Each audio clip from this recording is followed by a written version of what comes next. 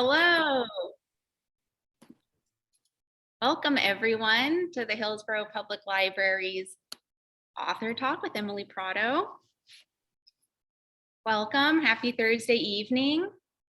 Emily, I'm so excited that you're doing an author talk with us. Thank you so much. I've just finished Funeral for Flakka and it's really gorgeous. I'd like to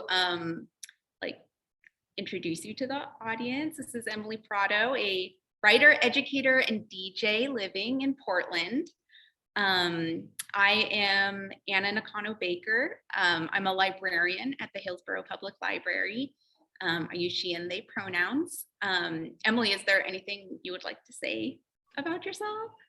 I'm just really excited to be here. My pronouns are she, her, and I can't wait to dive into. I know that you're going to have questions prepared. I'll do reading, and also if you're attending, we're going to have time for your questions too. So mostly I'm just excited and looking forward to what's next. Awesome. All right. So the reason why we're doing this author reading today is that you, Emily, recently had published your collection of memoiric essays, Funeral for Flakka. Yes. It's as I said, it's gorgeous. It really talks about your life, starting from stories about your birth certificate and very early memories to apparently nearly current day. It's very impressive. It is a collection of essays. Something that's kind of awesome about it is that each chapter is titled after a song that was meaningful to you at some point in your life. And it does remind me of an album, and that it is a work of art in itself.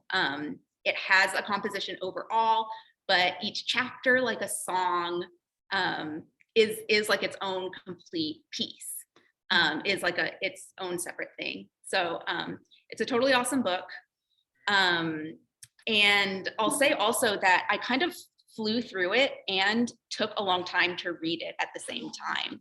The language is not like those sorts of books that you have to puzzle over each sentence. The language is very direct communication. I understand what I'm reading and I feel like someone's talking directly to me. So I would read 4 chapters at a time, but then I would set it aside for a week because basically a lot of hurtful stuff happens in the book. And I would just live with what I had read for about a week before I would pick it up again. So I want to say thank you so much for writing it. I really enjoyed reading it. I know that you have a selection from the book prepared for us. And so I would like to pass it over to you to share the selection. Definitely. Thank you so much for those nice words, for reading it, and again for inviting me to be here and to talk a little bit more about the book. That was a beautiful summary and overview for attendees, so thank you so much for that. I'm going to read a essay that occurs later in the book. The book does progress chronologically with kind of the first really essay around age 5 years old, and this essay is really more about my reflection about some of the changes, and it's sort of from the perspective of myself more recently, looking back on what it specifically means to have the nickname Flaca, which this title is Funeral for Flakka. And the Flakka in this book is sort of referring to not only myself having had that name, but a shedding of the past self, which is where the sort of imagery of a funeral and this coffin burning, which is from a local artist named Francisco Morales, who's amazing. And also, if you are interested in that, the playlist beyond just looking at the different tracks in the collection, you can also go to tinyurl.com/Flakka-playlist, and you can hear all of the songs that are not only the title essays, but then also any sort of time that I mention a particular song or an artist. So it's maybe 50 songs on that playlist as an extra bonus. So this essay is titled La Llorona It's about a 10 to 12-minute read. It does mention a little bit about body image. So just as a content warning, if you need to step away, you can just rejoin us in 10 minutes or so. And thank you for listening. La Llorona. In the middle of Mama Coyo's house in Aguililla, Michoacan, there is a tree with thick beige roots buried deep in the ground. Papa Nano lives there too, but I have become accustomed to referring to it as her house on account of my own single mother, the single mother of all my friends, and the true matriarchs running household on both sides of my family. The tree in the middle of the house is majestic and several feet taller than the roof. Its branches sprout high up through a wide squared opening in the roof, curling over the kitchen and above the cemented pila holding this week's clean water.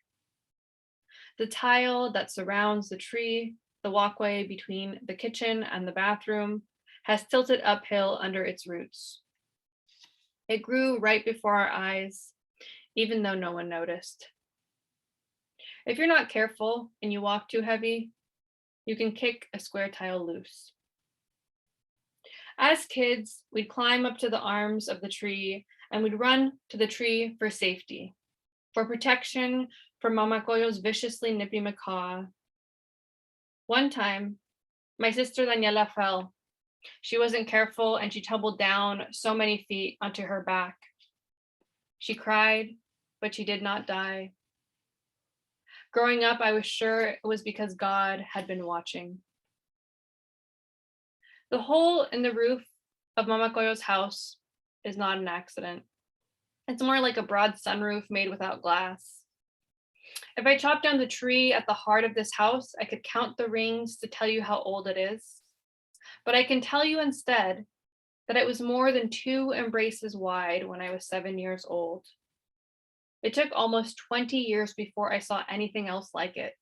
Another tree smack in the middle of a house. In the daytime, el sol beams down, and Papa Nano lays across the plastic weaved folding chair in the salon, warmed and swatting flies in his sleep. I have never seen Papa Nano's eyes because he hides them behind thick black sunglasses, having lost one to a dart or maybe a stick as a kid, but I'm sure he is asleep when I see him lying there, at least some of the time. At night, the stars glimmer and the black shadows of fleeting birds and bats dash overhead. The tree at the heart of the house continues to grow and happily laps up the rainwater when it pours. Unlike me, the tree is not afraid, not of the water or the lightning or the thunder that shuts off our electricity and shakes the other 2-tone houses around. When I was still little, in every way, my tiny body would shake as I cried and covered my ears, holding my breath when the flashes brought light and the dread of a mounting roar.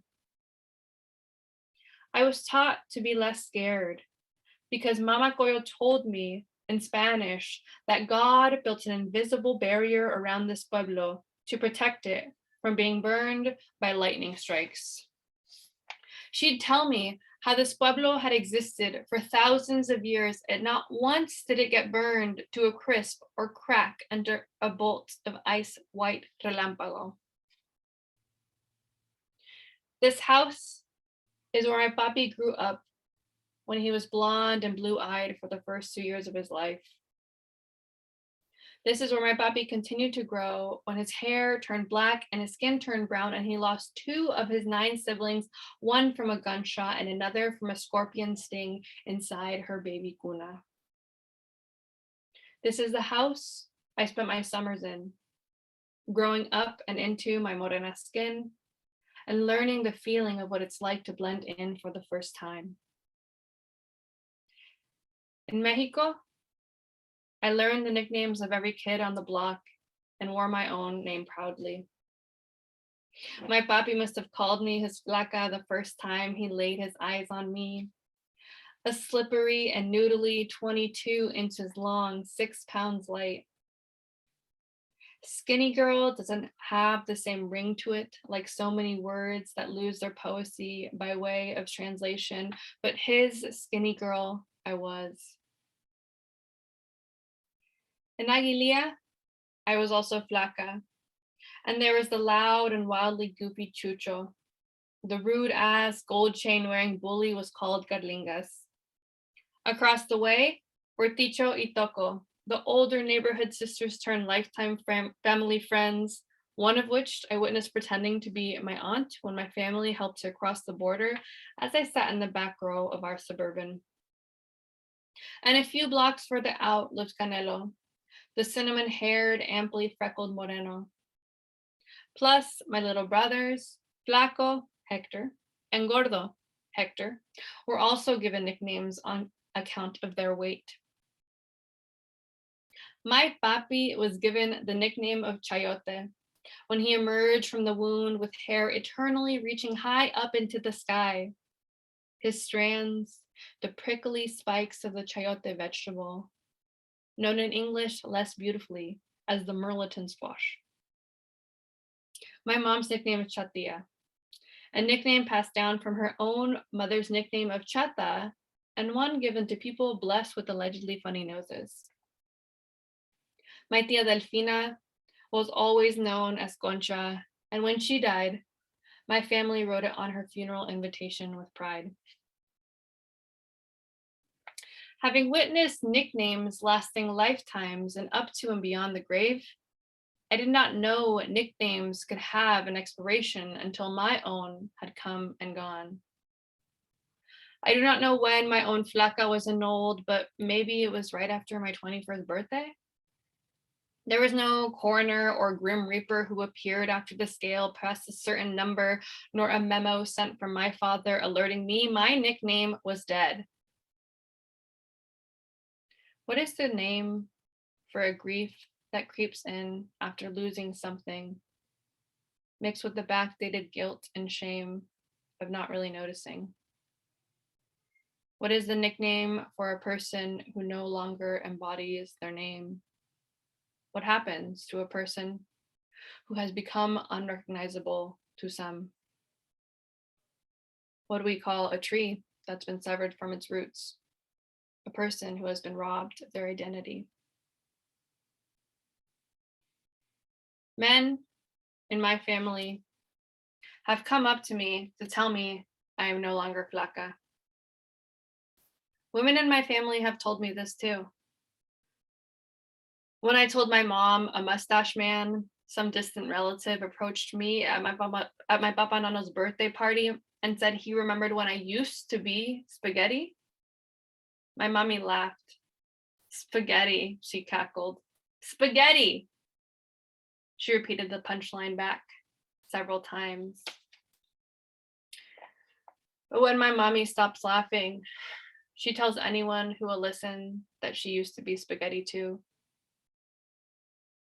I am mad at the mustache man, but I'm even more mad at the mustache man for the sake of my mommy. Maybe I should have realized my provisional nickname was a challenge. The two syllables, a double-edged sword, yielding adoration and taunting, daring me to live up to my name, to govern the food that touches my lips when I can no longer eat without consequence. Flaca, a hissing reminder that I should hunch to make myself seem smaller, and that giving up on counting calories meant giving up on who I was born to be. Flaca is a name to be earned and not a name for the weak. Flaca is not even given to girls or women who are average or who teeter to the other side of BMI. Flaca is not to be given to girls who look like me. Sometimes I wonder what being seen as skinny again would give me, what I'd get in return if only I was thinner, if only my kind of overweight didn't result in a belly as roly, if only my hips didn't jut out, disrupting that Kim K hourglass illusion, the only figure thicker girls are allowed to have. Sometimes I wonder what ribbons I'd win, what clothes Cosmo magazine would tell me I could finally wear, what it would take for Papi to rechristen me as Flaca again. And then I remember there has never been a time I believed I lived up to my nickname of Flaca. There was never a time I looked down at myself and thought, this body is so beautiful, I am such a skinny girl. There was never a time I was at peace with my body when I was convinced all I needed was at war. There was only the time when accidentally starving myself became purposely starving myself. The years when my mommy called me an anorexic without knowing how to take it more seriously or help. The sophomore year of high school, dotted by walking pneumonia, a sinus infection, half a dozen colds in the span of 6 months. The many seasons of feeling perpetually cold. The day nearing high school graduation when I looked up the signs of suffering from an eating disorder and checked off my matching symptoms: thinning hair, brittle nails, easily bruised, low immune system, low self-esteem. The same day as my matching symptoms, when I told myself going through formal treatment wasn't an option. Formal treatment wasn't an option because of cost and sure to mortify family chisme. There was also the near decade of falsely thinking all recovery meant was forcing food into my body. And in the years since, when grocery shopping still felt like an impossible math equation, every bagged item, another calculation. And even now, when I feel like I'm constantly scanning my thoughts for corruption, filter what media and celebrity accounts I consume. And even though my fear of relapse still follows, I continue to search for my own version of healing. This house in Aguililla has witnessed and cycled right alongside my own family's births, growths, and death. I have not been back to this house in at least 12 years, but I have heard it, like me, looks different. My cousin tells me Mama Coyo has a new macaw still as vicious as the last. Mama Coyo has retired from making cheese. The cows Papa Nano once herded back into the small rancho next to the house have been replaced by parked cars.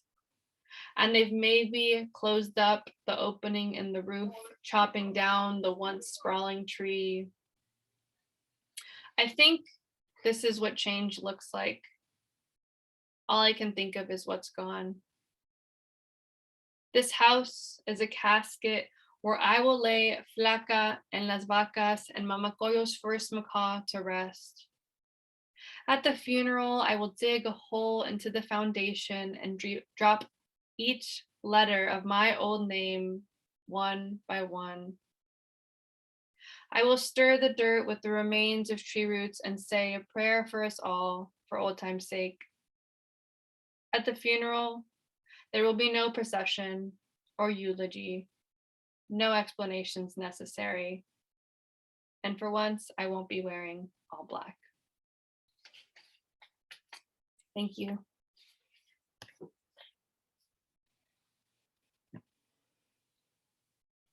Thank you, Emily. I loved hearing that again.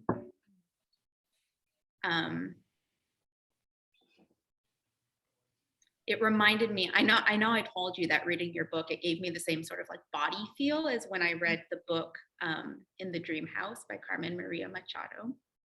Thank you. Wow. One of my favorite books that I read in 2020.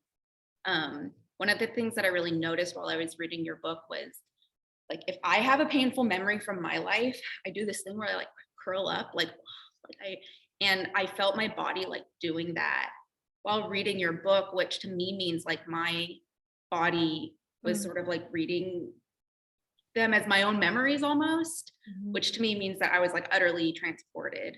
One of the things that reminds me of Carmen Maria Machado is how well you write sort of like the horror. She's a horror writer, but how well you write the horror of body image and the horror of being a feminized child and then a feminized adult. I was just experiencing that again, listening to that, just like this like existential horror of body image. Thank you. Yeah, I love her work, and in particular, I know that there is a story that she wrote in actually Her Body and Other Parties, also specifically about that intergenerational aspect too that I'm talking about in my essay, where you know, we are a product of our environment, and what is it like to be in a household where, especially like a mother figure, is someone who struggles with their own body image, and you're also a child in that same household, and if you understand how households work and beliefs, those things get transferred. And I thought I loved her particular story in Her Body and Other Parties, where this sort of thing becomes personified in like a shadow that follows in the house. And I really resonated with that. So thank you. I know the story you're talking about. And another thing that I had, a similar body feeling that I had while I was reading your book, was this just sort of like relief, like, thank you for saying that. Oh, thank you for talking about that. One of my favorite lines in your book is an adult says to you one of these like horrible things that adults say to children all the time, which is like, enjoy eating because you won't always, enjoy eating now because it won't always, like as you get older, it'll make your body bigger. And the line is like, I am reminded of the impending doom that is a woman's body. And I thought that was just such an incredible line. And it gave me that feeling like, oh my God, thank you for saying that, because that's what it feels like to be a kid. Oh my gosh, like the things that adults tell us, and it reminded me as an adult not to tell kids that their body is impending doom, There's so much to look forward to. It's so wonderful. You change sides. It's so wonderful. Okay, so that brings me to my first question for you, which is that one of the things that immediately, like as I was reading the introduction, stood out to me about your book as really special is the obvious respect that you have across generations. Certainly for elders, for the right elders. There are a lot of adults in your book who you shouldn't respect, right? But for the right elders, like tremendous respect for your mom and your grandmother and your tia Concha, who is, I think, like the most vibrant character in your book, just like totally comes alive. But I actually want to ask about the obvious respect that you have for teenagers. And one of the ways that you show this respect is that you use passages that you wrote as a teenager. You use verbatim diary entries that you were writing as young as 13, and you don't distinguish it from anything else. You're allowing 13-year-old Emily basically to participate in writing the book. So I just want to ask you about that, about what intergenerational respect means to you, and what does it mean to be an adult who respects teenagers in our society? Yeah, thank you so much. That's a wonderful question. And I'm really excited to get to talk a little bit about that, because in the introduction of my book, I share that, I grew up never knowing that it was possible to be a writer or an author. I didn't know that not only could I be an author, what that looked like, but that I was actually capable of it. And a lot of that for me stems from a difficulty that I had with the school system, in which I feel like a lot of the schooling system was not meant to support a kid like me. And I think a lot about just sort of how by chance my life has ended up the way it has, in that there were a lot of factors in school that were not supporting me, and that, I'd been suspended a few times. I talk about that.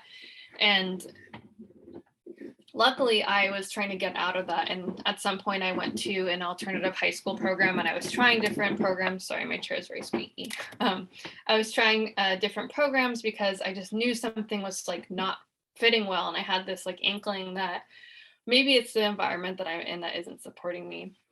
And part of finding those options was being able to have the like rare adult that I could connect with and feel respected by. And I mean, kids know when you're talking to them like they don't understand. Kids are super smart, especially teenagers. They come to us with so much experience of life. Mhm. And I think that a lot of times people make assumptions about what someone has experienced based on their age. Mhm. And not all of us are afforded the ability to not experience trauma and loss until later in life. Yeah. And with my own work, some of what I did also is each of the essays progresses in voice. So the younger essays are told from a younger sort of 5-year-old perspective That's with true. some Yeah. current obviously distance and such.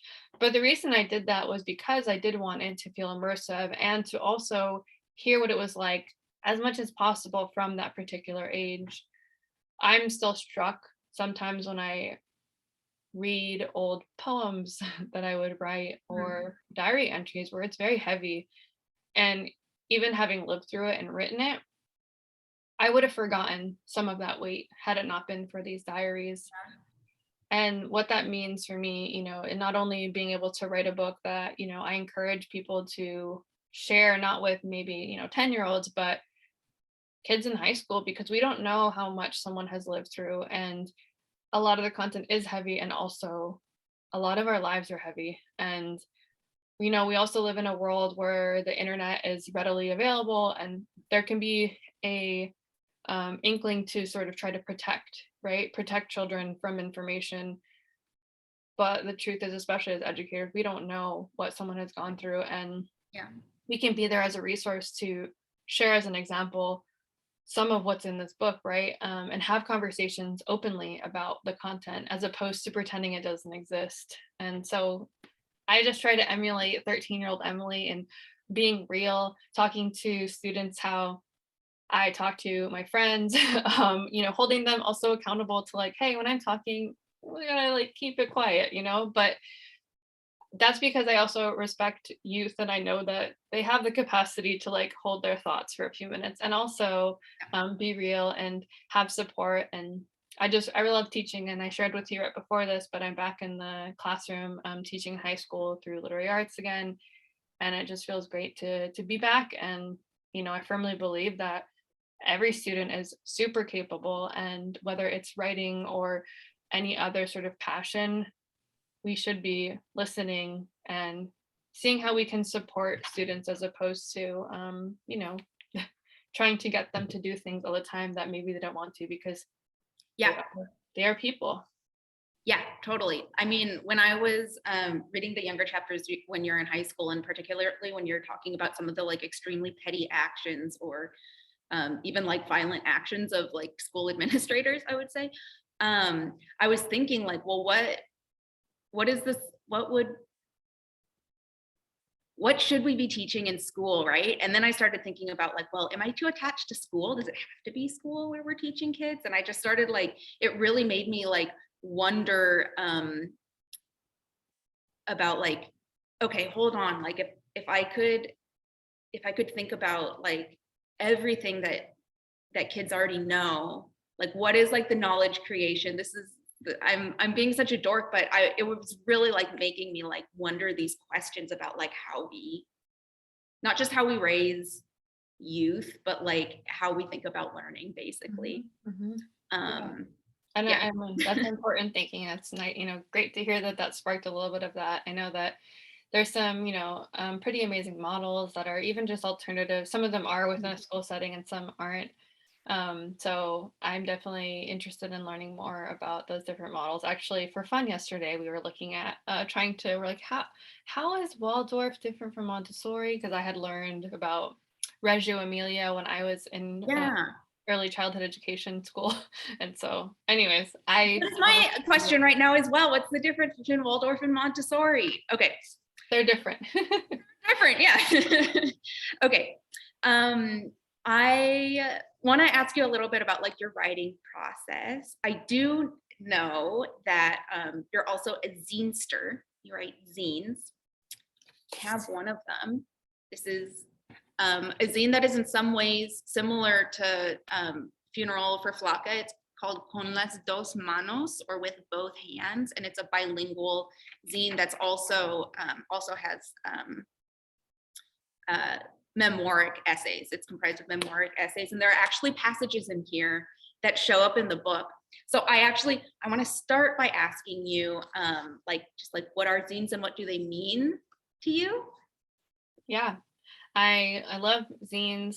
For those of you who aren't familiar, zine is just short for magazine. It's like a DIY publication, so something that you make yourself that can look a variety of ways. What Anna just held up is a zine that I made in 2017. I was actually a writer in residence, or an artist in residence, at a institution in Michoacan, Mexico, which is where both my parents were from. And I was kind of challenged by being in that space to write pieces that I then sort of was inspired by the landscape where I was at in that particular stage. And it was just something that I was interested in doing. And I also have a zine called Outset, in which I talk about the history of some women of color and non-binary Black, Indigenous, and people of color in punk rock, sort of at the foundation, because that's a history that is sort of very unseen, virtually erased. But I think that zines have the power to spread the word about whatever you're interested in. There's zines about how to, cook certain things, or collaborative zines, right? So there's a big spectrum, and zine making is absolutely like the foundation too of my own writing, because it was a space where I would just explore and be able to put something out and share it with my friends. And with Funeral for Flaca, I actually was a student and created this, I called it a chapbook just because it's a little bit longer, but it's about half as long, can't really see. But I even did, stuff on the spine, and I bound this myself, designed it with all the different elements. And it was an amazing, fun experience. So yeah, this is what the track list used to look like, a tape insert. Oh my God, cute! It was really fun. And yeah, and for the paragraphs, it would be little records instead of the asterisk. That's adorable. I was just thinking about how zines actually kind of tie into like what we were talking about, because they have like roots in like punk and anarchist culture, and sort of the idea about it is like divorcing knowledge production and knowledge dissemination from like harmful power structures, basically. And even actually before, like zines have had different levels of resurgence at different stages. And even before punk, there was actually a stage too, I think it was like in the 40s or something, where science fiction fans would like make basically fanzines. And that's another era of DIY publication. But it's really important, I think, to have alternative modes of publication. Funeral for Flaca, as it is now in this current version, is also with a small press. And there's, some pros and cons to it, but one of the biggest pros is that I had someone who was really excited about the project and was really just open to my vision for it. I had insight on what I wanted this cover to look like and what I wanted, the art to look like. And I had some of those artistic decisions that when you are working with a more traditional publisher, that's, dealt to or given to another team. And also on the back cover, there's this ofrenda, and there's just a lot of creative liberty that you're able to take when you work with smaller publishers, whether it's yourself or an independent publisher. Did you find the artist? Yes. Cool. Was it someone who you like already knew about, who's working? Yeah, so he makes a lot of actually amazing posters. So not only his own prints, but he would be hired often to make art for different bands. And so I had originally found him, I think, through the community, through Noche Libre, which is the DJ collective that I run. And yeah, he makes incredible art. His Instagram is Laylo Creative. So if anyone is watching and would like to check him out, I think he just opened actually a print shop where you can find different artists' work too in Portland. I love the like continuing like braiding with music. It's a really good looking book. Thank you. Okay, so I popped into the chat of the Zoom webinar the link to Emily's zines. You can buy the Con las dos manos, and the other one is called Outset. Thank you. Okay, and the Outset zine, and also the Funeral for Flaca chapbook. Although I recommend the book. So the links to buy those are in the chat, and then I think I found Francisco Morales art.com Lalo, so I put that link in there. Yeah, and just a note, the zines and things aren't available for purchase right now, but they are available also at the Multnomah County Library. So if you are a member of the Washington County Library, you're eligible to also be a Multnomah County Library member, and you can check those out for free. And also, I think some of them are in the libraries in Clackamas County as well. Yay! All right. Okay, so I want to, in about 7 minutes, I want to turn the questions over to the audience. So I'm going to do a couple of quickies, maybe, I don't know, possibly a quick question. Favorite books that you read in 2021? Favorite books. So I read Mean by Miriam Gerba, which I really loved. Ordinary Girls by Hakita Diaz. Oh, yeah. I actually have been really loving books by Linda Berry. So she has I a love book Linda Berry. making comics, and the other one is What It Is. So those have been really fulfilling to me in just sort of getting me prepared for this next book that I'm writing, which is a book that I started in 2012, and I've just been slowly working on it, and I'm really excited about. So those are a couple of my favorite books, I think, of this past year. I'm looking to see if there's any others. Are you sharing yet what your next book project is? Yeah, so there is an essay in Funeral for Flaca that briefly talks about this particular moment, but it is when I was hospitalized with bipolar disorder.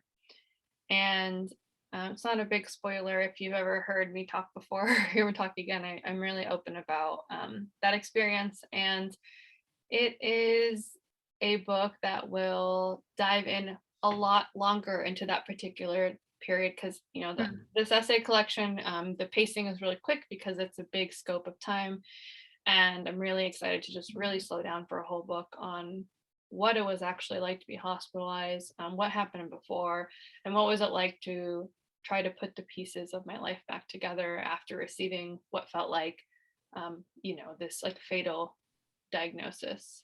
So I am happy to say I've been able to work through that, and be able to still live a life that is very fulfilling and exciting. And there's just, in a lot of ways, I've had to speed up my self-care and understanding how my body works and what I need. So that is what that book's going to be about, and I'm excited to continue writing it and hopefully finish it, as I'm a student right now at Randolph MFA. So I'm heavy with deadlines in this time. I'm so excited, Emily. That sounds really rad. Thank you. I do want to say, like, when you write about being in high school, one of the things that really connected with me was how you write about just basically like needing care from other people. You say, like, I have good friends, but I want like a solid group of friends. And I like remember that feeling. And speaking of like taking teenagers seriously, like that's massive. That like, how can any kid like trust, like, yeah, I'm going to be loved enough and I have the tools to be loved enough. One of the things that stood out to me the most about the chapters later in your life is like the incredible relationships that you have. You have this like amazing friend, Amy, I think is what you call her in the book, at least, who is like there for you in that chapter. You talk about a partner who like knows what to do for you, like knows when to give you a hug, knows when to leave you alone, brings you tea, knows to bring you tea. And I just felt like really like weirdly like proud of you. Like you got that care, like if it, like when you're a child, you're like, how do I find care? How, like, yeah, that was just something that was another question that was like kind of circulating for me, was like, what does it mean to like show up for people? What is like care? How can you tell when you're cared for? How do you build that? It's like such a process to build that. So Yeah, that's a great question. Beautiful. And it's, it's a work in progress always, not only in sort of being able to get to know yourself and what you need, but also a continual process in learning how to set your boundaries and um, be unafraid of communicating what you need, because we also live in a society that takes and expects so much of us. So I think therapy has been super helpful. It's something that I still am involved in, and there have been different periods of my life where I've had different therapists, but my therapist right now is very good at sort of encouraging me to also hold other people in my life accountable to how I need them, and communicating that, because we don't know how everyone needs care. How everyone needs care looks different. And so being able to communicate that, I think, is super important, and often starts with yourself. And that's why writing for me, that's why I gravitated towards writing, because it was a space where I was able to figure out what I needed, what I wanted, what was bothering me, because I didn't really have that external support in the way that I really wanted and needed. And on a just sort of cheesy-ish level, when I was like 23, maybe it was after the breakup, and I had a falling out with friends. I had made like a goal to have strong friendships in my life. But I would do like seasonal goals where I'd be like, okay, this season I'm going to read some books, shoot some film. And I was like, I want to make stronger friendships. And then I'd be like, who do I want to be my friend? Oh, I know there's this girl, McCrae, my friend McCrae. So now we're really close friends, but it sometimes just takes that effort to be like, I'm just going to keep reaching out to this person, and that there will be a time in which we both reach out to each other and it feels natural, because it's always awkward to make new friends. So if you want new friends, like, make it a goal. And we need support though, and we can't do it all alone. Yeah. Okay, with that, on that beautiful note, I would like to invite our audience to ask questions. Oh, I forgot to do the housekeeping before we started. I was so nervous when the interview started. I forgot to do housekeeping. Everyone's your mics and your video are turned off. You may have figured that out by now. So please ask your questions through the chat. Only Emily and I and two of my coworkers who are working on the back end will be able to see your questions. They won't be visible to the audience, so I will read questions out loud. If you're watching on Facebook, you can also enter your questions in the chat there, and we'll read them out loud. And I have a surprise for you all, which is that I have 3 gorgeous brand new copies of Funeral for Flaca, which are going out to the first 3 participants who ask Emily a question. So be very careful, type your question carefully, but don't take too long, because you're going to want one of these books, and we'll have them available for pickup. We'll message you to see if you want to pick them up at Shoe Park Library or Brookwood Library in Hillsborough. Okay, I'm going to ask you something while the audience thinks about their questions. Would you tell me a little bit about the process of, because we've shared like you use material from diaries from like many different ages. There's some material in even like from your zine. Will you talk to me about this process of patching together different pieces of writing that you had done before? Yeah, so I actually, what I teach a lot in my writing classes is this idea that we're constantly making seeds. So anytime that you're like in a writing workshop and someone gives you a prompt and you have 5 minutes and that's what you have written, I save all those. And some of the things that I made sort of like when I was at that residency, actually, where I created that zine, there were some things that made into the zine, and then there were some other sort of just snippets where maybe I remember a particular scene or a memory, and I've written that out and I don't know where it's going. And part of the process for me was, after I kind of knew what stories I wanted to dive into, I created a roadmap essentially where I looked and was thinking, okay, if I'm going to tell this story that's supposed to encompass my life, what are some of the themes that I see that are coming up here, and what are memories from earlier ages or later in life that I can sort of plug in? What ages are missing Hmm. and what stories are missing? And so, in particular, to this, the final essay I wrote at all for for Flaca is actually an essay that deals head on with disordered eating. And it had been a topic that was really hard for me to dive into. But if I was being 100% truthful in being able to write, towards something like La Llorona Mhm. and this laying to rest of Flaca, I really needed to tell the story of what Flaca initially meant in this other way. And so it was a combination of looking at where gaps were and then also using those snippets to either become the foundation of a piece or to enhance it in different parts. We have a question, Emily. We have our first question from Jennifer Cross. Awesome. Thanks, Jennifer. What authors have influenced you the most and guided you the most? So I think from the get-go, one of the first authors that I mentioned them in my book is Tupac Shakur, who is also known as the rapper Tupac. But he had a collection of poetry that was published posthumously called The Rose That Grew from Concrete. And that collection was really influential to me when I was a teenager and I read it because I saw Tupac's poetry. It's a lot like his rapping, and was like, wow, I don't have to sound like Shakespeare. I don't have to write about things that are not my lived experience. Hmm. I can write about something that feels more realistic and also is more like the way that I talked. When I was also 13, I was like a chola and, talked with a lot of slang. And so it was really empowering to me to see this writing that also was really deep. What he talked about was a range of emotions. And so that was really influential. And in present day, I read a lot of different authors, and I am just a firm believer that everything you read is like, infiltrating your mind a little bit.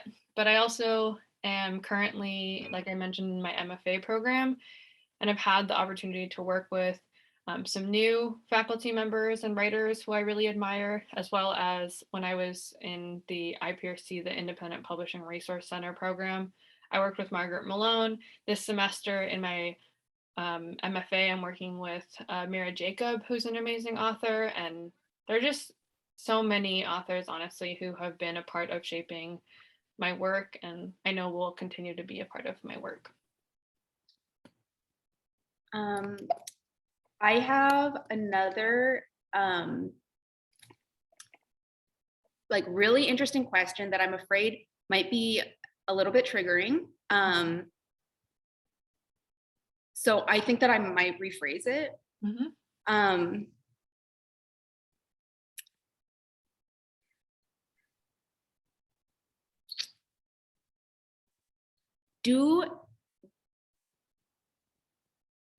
Okay, so we were talking about body image and a lot of the things that are like passed down, and things that are like super like environmental, like super pervasive, for children, adults, people who are feminized, people who are masculinized, everyone else. And I don't want to put you on the spot and ask you to be like an expert about something, but I do want to ask, like, have you has there been anything, what are like alternatives that you have seen? Have there been sort of like sparks of light that are like, I love how this person talks about bodies, like a book, a podcast, a friend, something that just made you go like, yeah, that's healing? Yeah. No big question. Yeah, no, I mean, I'm hearing, sort of like, how do you combat some of the perhaps roots of what it was like to experience a disordered view of my body. And a lot of that, I think, does stem from sort of societally how, like you mentioned, right, bodies are treated, how we are taught to look at ourselves, look at others. And one of the books that has been really foundational in shifting the way that I am in relationship with my body is a book by Sonia Renee Taylor called what is it called? Sonia Renee Taylor's book. Is it fearing the Black Body? No, okay. No, but I think that might be another book that she wrote. Okay. But The Body is Not an Apology. Oh. And that's a great book. There's a podcast I'm listening to right now called Maintenance Phase, I believe. So I need to be quicker, I think, with those resources next time. But basically just trying to surround myself with folks who combat what the norms are within our culture of what bodies should and shouldn't look like. That's awesome. I was thinking of totally, I think it's like absolutely a different author, but I would like to, and I didn't recognize the podcast that you said. Would you say it again so I can type it in the chat? I believe it's called Maintenance Phase. It is a new podcast that came out recently-ish. But they essentially like debunk, a lot of the things that we think are just like hard facts about. Like I was listening to one about, just like have a smaller plate and you'll lose weight. And they're just debunking some of the things, especially like people who grew up in the 90s, like low fat crazes and things like that. So I do want to recommend the book, Fearing the Black Body. Awesome. Another one of my favorite books from 2020, and I don't remember the author's name. It's more academic, but it talks about the racial roots of fat phobia, and it blew my mind, and actually like sent me on like a total like journey of like self body acceptance, like totally changed the way that I think about myself. I learned about it from an Instagram account called Chair Breaker, which is by a fat studies scholar named Caleb Luna. And they are on a podcast called Unsolicited that they just launched it. It's like they have like 2 episodes out. And I think they're like totally brilliant. So I'm gonna recommend that as well. Awesome. Thank you so much. Yeah. And thank you all for Okay, so we have so many questions. I should have stopped interviewing you sooner. Okay, so I love this one from Tanya. When did you realize you wanted to be a writer? Thank you, Tanya. That's a good question. I mean, I think that it probably really stemmed from when I was like a kid who was just learning how to read. I thought that everyone had the sort of vision of being like, I want to have my name on a book one day. I don't think that everyone has that thought, but it was definitely a thought that I had. And not everyone who has that thought writes a book. Yeah. So, yeah. It stuck with me. And I do have like a pretty vivid moment of like when I was 20 and I had always sort of like liked writing, and there was this moment where I just felt like it was time that I started to pursue writing as a possibility, and it was something that I had always admired, and decided to do an internship. And like I mentioned a few times, I'm in an MFA program right now, and I've wanted to do this for 10 years, and it feels really good to finally be in a place where I feel comfortable affording it and also investing the time in myself. And it has been something that I've been wanting to do for 10 years, which is also, again, sort of like that staying little thought that kept bringing me back to that as what I want to do with my life. So it's been a work in progress also because, like I mentioned too, I didn't have a lot of role models of what it meant to be a writer and how different that could be. All right, thank you. Oh, I like this question from Bruce Poinsett. Did you have a favorite stop from your recent Funeral for Flakka tour? If so, why? You did an interview with Bruce while you were planning your tour, so now it's on the other side.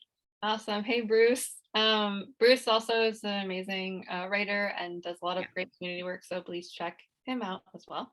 But my So I'm not supposed to have a favorite stop. Of course, like so many of them were amazing on their own, but I will say that there was one particular stop that just like warms my heart a little bit extra. They all warm my heart, but it was in it's called Socorro, Texas, which is right next to El Paso, Texas. Cool. And I went to a venue called Casa Ortiz, which took over this like old hacienda and recreated it into this art space where these young artists are all sort of sharing resources to run it as an art space, and they're all doing their own amazing beautiful art. And I showed up at this venue that's again gorgeous, and asked that people wear masks in a place where mask wearing wasn't the norm, and it was like in that window of the summer where mask requirements weren't as intense. Everyone wore masks. And I also partnered with a writer who I just felt like was my sister in our work. Her name is Gris Munoz, and she is also bipolar. She's also sort of bicultural, writes a lot of the same topics as bilingual, and has just been an amazing, bisexual also, has been an amazing person to get to know. And our event together was really amazing too, because sort of how this conversation is very conversational, that was also happening. And last but not least, there was not only a 7-year-old in attendance at this event, but a 70-year-old. That was That's so multiple cool. generational. Yeah, it was It's like beautiful. a magical event. I think that I found Gis Munoz. Is she a poet? Yeah. Among other things? Yeah.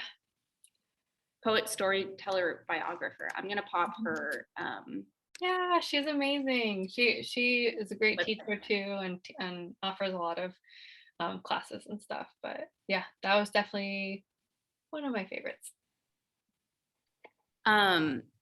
That's so magical, and I'm jealous that you got to go to Texas.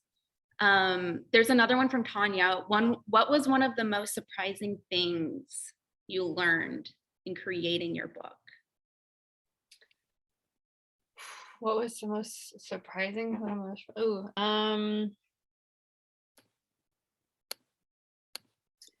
Honestly, what I'd say is kind of like after having done it, I have been surprised by not only like my ability to do it, but then the support from community that I received, and how many different people that have reached out saying that, you know, by me sharing my stories, they also felt moved in different ways. I really had convinced myself that only like a few people would read the book. And so it's just been amazing to see that it has touched people and helped people in different ways. I didn't write it with that intention. I wrote it to sort of appease 13-year-old Emily and have a space for people to write books that look like this. And it has been just really overwhelming to have all this support. And again, like have events like this that are really amazing. That's lovely. Thank you, Emily. I also saw, I think that someone was not able to get a copy. I'm happy to mail them a copy. So if we can get their information, I can mail one to them. Emily, thank you. I was about to offer to them that I was going to put your website in the chat, which I'm going to do. So anyone who didn't get a copy and who wants to read the book, it's on sale for $14 at Future Tense Books. And I'm going to pop that link in here.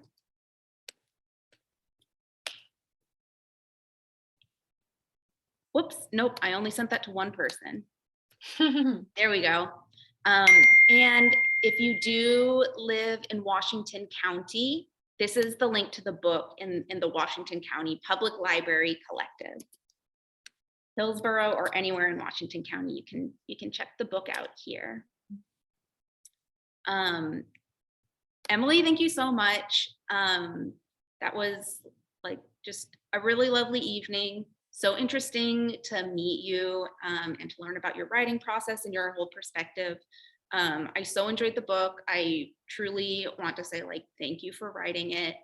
And thank you so much for doing this event with us. Of course. Thank you again for having me. Thanks everyone for all the awesome questions, and also again for being able to send books to people. And yeah, please stay in touch. I'm also on Instagram, and I will have another book coming out eventually. So my name is Emily with 2 L's, Emilly Prado. And thank you all again for having me today. It's been a really lovely evening.